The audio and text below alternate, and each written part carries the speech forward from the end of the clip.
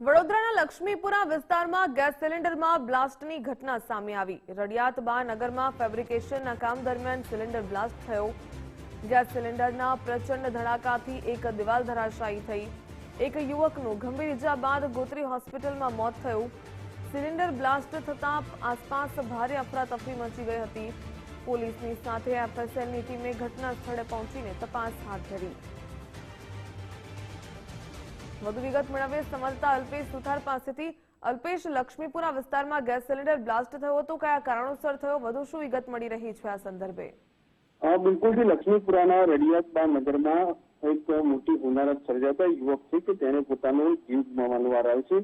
ફેબ્રિકેશનના કામ દરમિયાન જે ગેસ સિલિન્ડર હતો તે બ્લાસ્ટ થયો હતો અને આ જે બ્લાસ્ટના કારણે જે યુવક છે કે તેનું ગંભીર ઇજાઓ પહોંચી હતી અને ત્યારબાદ મૃત્યુ થયું હતું। જોકે બ્લાસ્ટને લઈને આસપાસના લોકો હતા તેમાં પણ અફરાતફરીનો માહોલ છે તે સર્જાયો હતો। બ્લાસ્ટ એટલો તીવ્ર હતો કે ઘટના સ્થળે આવેલી એક દિવાલ છે તે પણ ધરાશાયી થઈ હતી। જોકે આસપાસના વિસ્તારમાં ભારે દહેશત અને ગમગીનીનો માહોલ છે તે હાલ જોવા મળ્યો છે।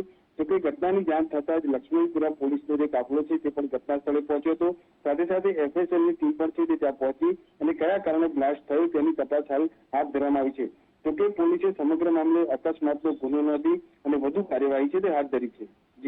જી ધન્યવાદ જાણકારી બદલ।